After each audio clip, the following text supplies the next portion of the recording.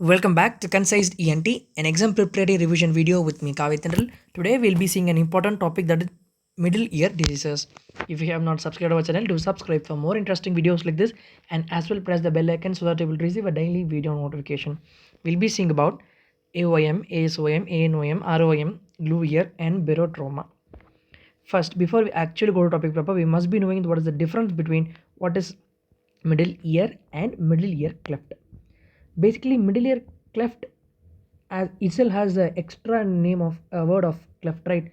So it means apart from the six walls of this middle ear cavity, there should be also something extra, and that is eustachian tube, adytus adyntrum, and mastoid. So basically, middle ear cleft includes eustachian tube, adytus adyntrum, mastoid, whereas middle ear itself mentioning only the cavity between the six walls. Here I have differentiated all the six walls: the lateral, the posterior, the medial, the anterior wall, and the roof which is opened up, as well the floor here. With this basic idea, let us go first for AOM. Basically, for any middle ear pathology, the underlying cause could be tubal block, that is, it could be of rhinitis, sinusitis, rhinosinusitis, adenoiditis, tonsillitis, adenotonsillitis, recurrent upper respiratory infection, or nasal allergy. Ultimately, they are going to cause tubal block. Because there is a tubal block, there is a first thing that is happening is acute otitis media. Here, we have already said acute abdomen, and any acute condition, the person going to present with the ache, pain. Here also in acute otitis media, the person is going to present with ear ache. That's it. No effusion, no nothing. Now, after this acute otitis media, all the membranes are inflamed. Then comes acute suppurative otitis media, wherein which the organisms from external ear, eustachian tube, or blood via blood, they enter into middle ear and they form suppuration.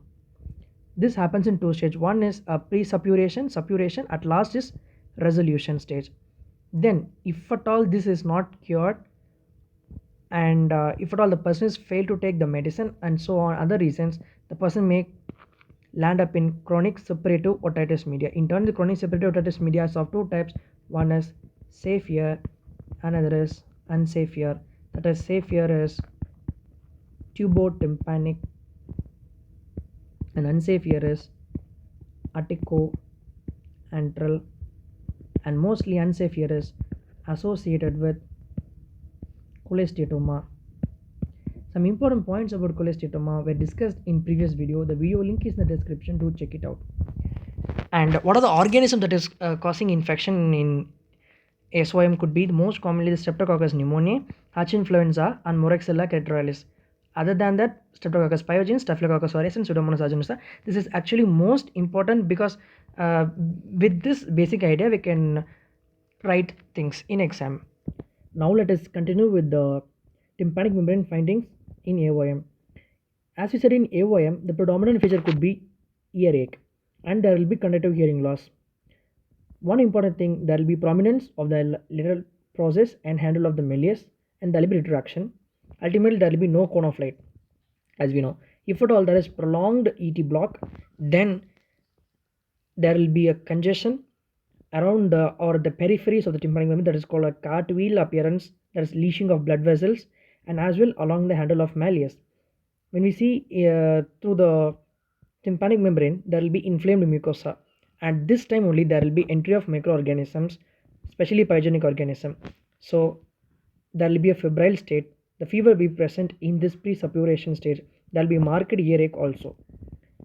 When it comes to suppuration stage, there will be increased pus in the middle ear cavity, and that pus will also sometimes get lodged in the mastoid, act as a reservoir, and as well there will be rupture because there will be severe earache here because there will be marked bulging of tympanic membrane in suppuration stage.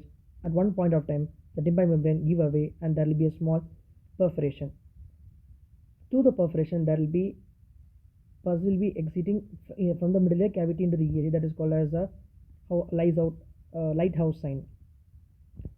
Sometimes the person can have fever, severe fever with convulsion, or sometimes vomiting also. This is suppuration stage.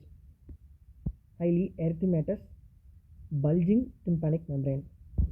Next is after that there will be after this there will be stage of resolution where which we can nicely find out the perforation with the blood stained mucopurulent discharge in the external auditory canal.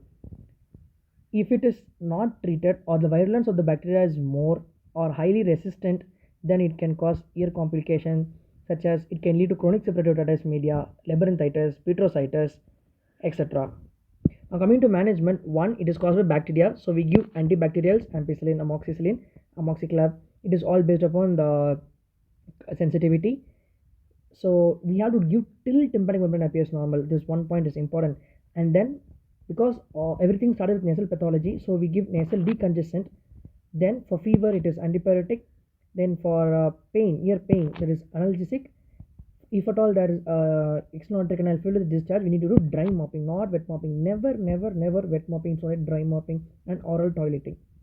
Then if at all a person is going to present with bulging tympanic membrane and extremely more ear pain, we need to do myringotomy. That is, we are going to make an incision on the anterior quadrant to drain out the pus from the middle ear. This is all about management of AOM, ASOM. Now coming to acute necrotizing otitis media, ANOM. Very simple, it is going to cause the beta hemolytic streptococci. What is actually happening is there is destruction of the tympanic membrane, there is perforation. The promontory mucosa is also affected with ossicles. There can also be involvement of mastoid hair cells. These are the four things are getting destroyed. And as we know, it is necrotizing otitis media. In turn, there will be squamous metaplasia, and there will be secondary acquired cholesteatoma with high risk. And we'll be treating it with antibacterials because beta hemolytic streptococci are bacteria. So antibacterials we'll be using, and surgical treatment will be of cortical mastoidectomy. Next, coming to otitis media that with effusion, that is non-purulent type. This is also called as blue ear, which we are more familiar, or also called as secretory otitis media, serous otitis media, mucoral otitis media. These are all the synonyms for that. Basically, underlying causes eustachian tube pathology dysfunction. What are all the causes for eustachian tube pathology will be ultimately causing effusion otitis media. Clinically featured, as know, there will be conductive hearing loss, there will be oral fullness and earache. As expected, on examination, there will be restricted mobility. Even in bulging tympanic membrane in ASOM also there will be restricted tympanic mobility. Then it will be more dull and bulging to be noted, and there will be air bubbles. Next, on tuning for test, there will be conductive hearing loss as expected, and impedance audiometry, very important to be of type B because there will be fluid in the middle ear cavity. So this is of type B, that is of flat curve. On extreme mastoid, there will be clouding air cells. Management very simple, again starting with nasal pathology to give decongestion, anti-allergy and antibiotics if at all the person has a history of URI. Management is myringotomy. Here we put the incision in anterior quadrant and draining the fluid from the middle ear cavity, and then is tympanotomy or cortical mastoidectomy is done for otitis media with effusion.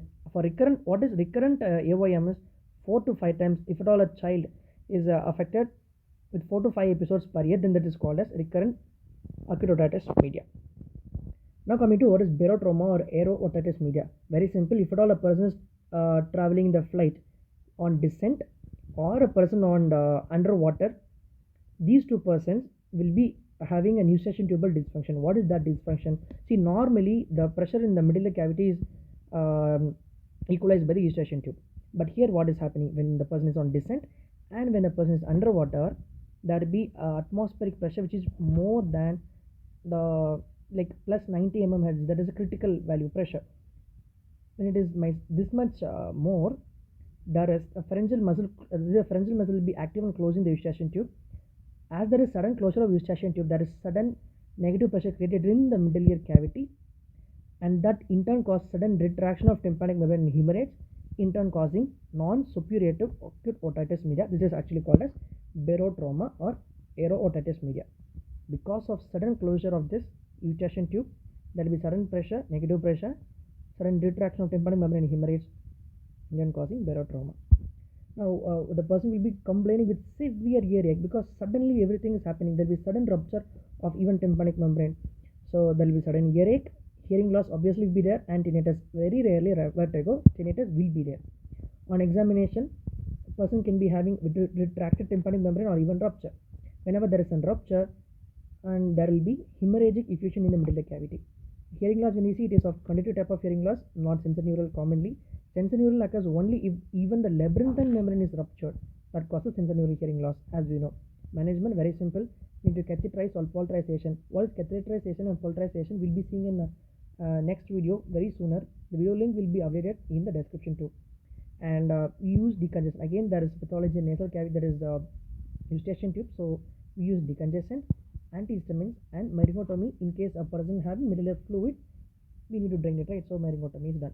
How to prevent? This is more important. How to prevent barotrauma is, first, if at all a person is having upper respiratory infection, avoid flight. Next, on descent, we can do Valsalva maneuver or swallow repeated, like sweet chewing chocolates could be helpful, because that time we can alternatively work our muscles and open the eustachian tube, thereby preventing the sudden negative pressure. That is what is work out eustachian tube. And other things we can try is we can use decongestant, antihistamine plus one vasoconstrictor nasal drops. All these we can use before half an hour of descent, so that we can prevent from barotrauma.